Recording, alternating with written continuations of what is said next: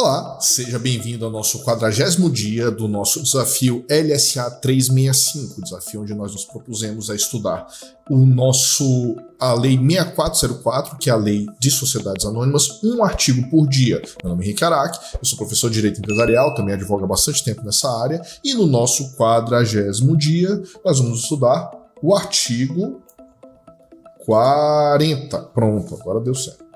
Vamos lá.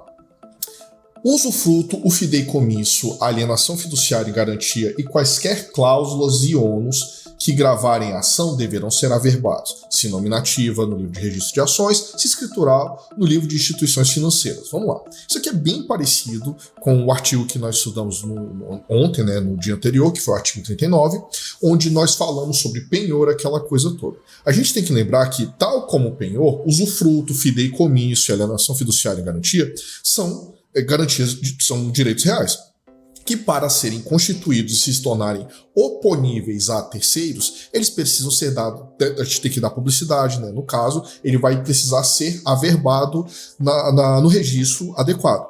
É a mesma ideia quando a gente faz isso com imóvel. Para isso aqui ter função, a gente, no caso seria penhor, seria hipoteca, mas usufruto, fideicomisso e alienação fiduciária é o mesmo rolê, a gente faria a averbação disso na matrícula do imóvel. Então, como a gente está falando de ações, todas essas ações elas são identificadas, a gente vai ter essas duas características que já estudamos em outros dias. A ação nominativa é aquela que a própria companhia faz a guarda do livro do registro de ações nominativas, e aí quem vai ficar responsável por fazer o gravame dessas garantias reais vai ser a própria diretoria lá no livro de registro de ações nominativas, que agora é digital.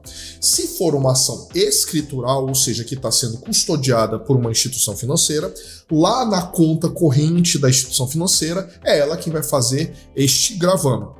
Ainda dentro dessa questão, só para recapitular, é claro que talvez a gente vai ter oportunidades mais para frente de aprofundar um pouco mais o exercício desses direitos, apenas para vocês se lembrarem. Usufruto, a gente pega a propriedade plena, que é meu, eu posso fazer com aquilo que eu quiser, eu vou desmembrar aquela propriedade em vários outros direitos, vou permanecer comigo apenas a chamada nua propriedade, e eu passo para o usufrutuário os direitos de uso e fruição.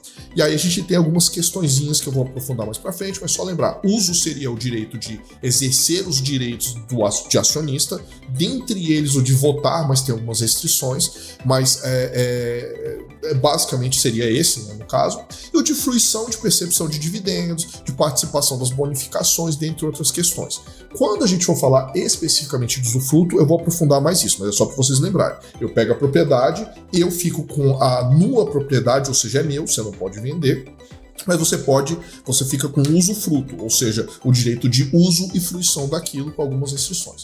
Fideicomisso é um negócio muito pouco utilizado, eu mesmo nunca vi, mas qual que é a ideia? É você testar, então a gente está falando de direitos de sucessões, então eu vou deixar em testamento que as minhas ações passarão para você, vamos dizer assim, e quando você morrer vai passar para o seu filho que ainda não nasceu.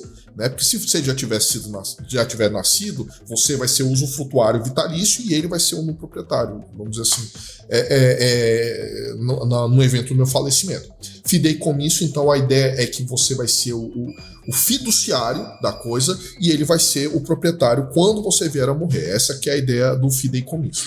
E a alienação fiduciária e garantia, que já é mais comum para todos vocês, para todo mundo, mas tem uma pequena diferença. Quando você constitui a alienação fiduciária em garantia, você passa a propriedade para a pessoa. Então é tudo dele, entendeu? Então direito de dividendo, direito de tudo passa para agora o proprietário, o credor fiduciário, E você só vai, ainda que a propriedade seja resolúvel, ou seja, você quitando a dívida volta para você, tudo é para ele, a premissa é que ele tem todos os direitos de proprietário, é dele, para ele poder fazer o que ele quiser, não pode evidentemente vender, porque tem umas outras questões, mas a questão de direito de preferência, direito de os bônus, subscrições e coisa do gênero, fica tudo com ele, exceto o direito de voto. A lei expressamente veda, a não ser que submetido a um acordo específico, o proprietário fiduciário de poder exercer o seu direito de voto. Então, isso aqui. E aqui também fala, aqui no artigo 40, de outros ônus e cláusulas. Novamente, isso é apenas para dar publicidade, mas não é uma constituição do direito igual no direito real.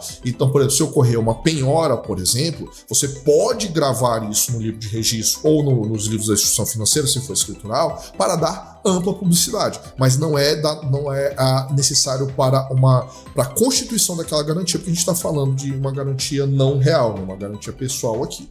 E aqui o parágrafo único falando que, mediante a verbação nos termos deste artigo, a promessa de venda da ação e o direito de preferência são oponíveis a terceiro. Como eu acabei de falar, é para dar ampla publicidade para terceiros, para evitar prejudicar terceiros ou para se tornar oponíveis a terceiro. Então, basicamente isso. Artigo pequenininho. Espero que vocês tenham já gostando. Se estiver gostando, novamente peço para curtir, compartilhar, para que os algoritmos aí, tanto do YouTube quanto do Instagram, entendam que isso é um conteúdo relevante para você ou para outras pessoas. E se tiver qualquer dúvida, deixa aqui nos comentários, manda DM, eu vou sempre responder. Tudo bem? Um abraço e tchau, tchau.